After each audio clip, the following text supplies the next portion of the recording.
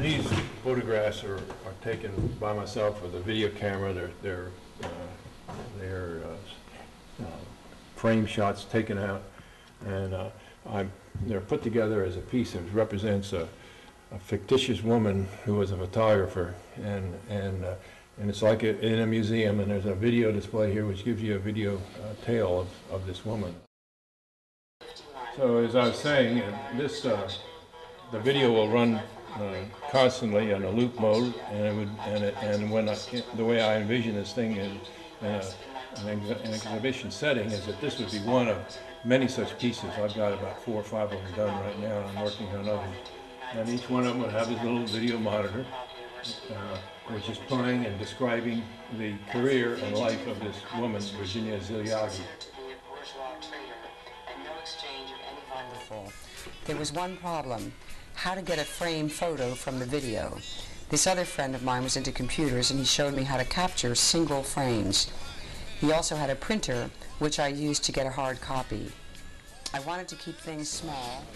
In the story about Ziliagi, she supposedly used video stills from takes captured while riding around in a truck.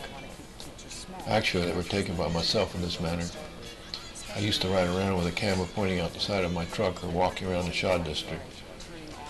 When I reviewed the footage, I was entranced by the great images that I got by happenstance. A few of these are framed on the wall. The piece conflates the real and fictional, and one can view it as simply a tale with interesting pictures, or one can see it as a comment on the trials of a young, ambitious woman and the vicissitudes of the art world. For me, there's a lot more to it. Ziliagi represents to me the ironclad certainty of sorrow we all must come to terms with in this world.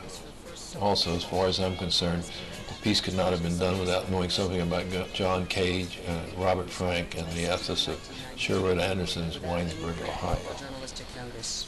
She declared to her friends that it had been an utter failure. She had worked hard to publicize the showing, but there were no reviews, no sales, and few viewers. The opening was attended by fewer than 50 people, and 5 bottles of Pinot Chardonnay were left over. These Virginia took back to her group house and then vanished. She was missing for 2 weeks after her exhibition, and friends could not locate her. A search of her room revealed a poster torn from a wall. Some videotapes were found on one of them. The only image of Virginia Ziliagi still appears. In January of 1994, a man walking on the C&O Canal towpath spotted a 35mm camera lying on the water's edge.